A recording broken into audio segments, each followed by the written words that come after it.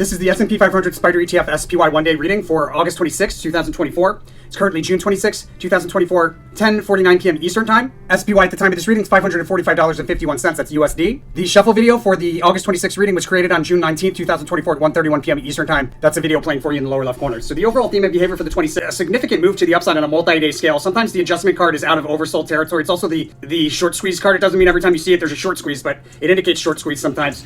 Whatever it is, it's going to be a big move to the upside, and it'll be kind of like counteracted or neutralized by some chart behavior that takes place a little bit later based on it being nullified. The high, and that also goes well with this high correlator here, which the behavior on the high side should be a failed attempt to break through key resistance that we expect to break through, followed by a decline through key support. But because it's not nullified as well, it leads me to believe we have this big move to the upside, and then that's counteracted. Behavior on the lowest low, we have a decline through multiple support levels, and I'm advised to trade around a resistance level that we rally into and then decline out of. Also nullified, 3 nullified cards out of 4 makes for a very difficult reading. It does look like there's a sharp drop midday. And guys, if you want to get this information sooner, check out early access on our website to all this information. It comes out roughly like a month ahead of where it comes out on the public YouTube, allowing for extra planning ability. It's really the only kind of analysis that you could do planning ahead with. But with that said, you do that so here at our services, SO Meta Posts, early access to a post, click here to subscribe. We're running roughly a 98% average accuracy day after day after day, predicting the chart behavior by the hour with highs and lows throughout the day. We've been doing it for years. Just scroll back, 98% average accuracy. $29 a month, $249 for the year gets you access to all of our public posts on YouTube way ahead of when they come out on YouTube, allowing you to plan ahead. So thank you to everybody that goes ahead and does that. Great way to support the channel. Much appreciation. So in the pre-market, we open higher, and there's a rally along a diagonal trend line that breaks through horizontal resistance to meet another resistance before falling back to somewhere between those two price levels. At the open, we have an important technical price level on a multi-day scale that's highlighted. In the pre-market, we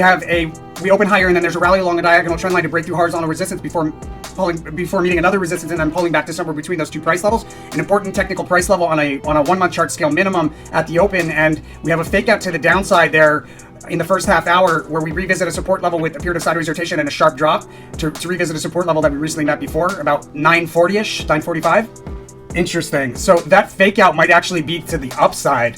So we have that trough, and then there's this move to the upside. Hard to say, but we have a resistance level between roughly 10 and 11 that is important on at least a 1-month scale, probably a multi-day scale, a resistance level that we decline from pretty sharply. There's a trade opportunity there, and we decline really sharply into a low between roughly 11 and 12 before returning back to that resistance level shortly thereafter, probably between 11 and 12, maybe between 12 and 1. Between 12 and 1, we have bumping along resistance sideways. There's a trough or low between 1 and 2, roughly, and we successfully find support there at that low. There's a prominent move higher, followed by a full retracement between roughly 2 and 3, and another trough, a trade opportunity towards the end of that hour, just before 3 o'clock, significant trade opportunity. And then we have this rally in the last hour offering opportunity to close longs and open up shorts.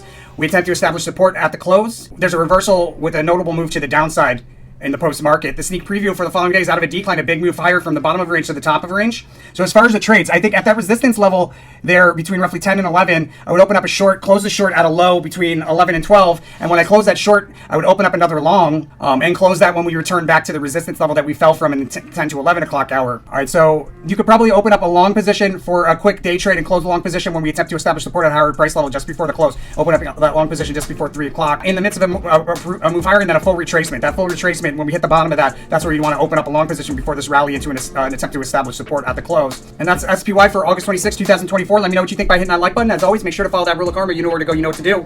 Blessings to all my angel investors. I'll see you guys on the next one.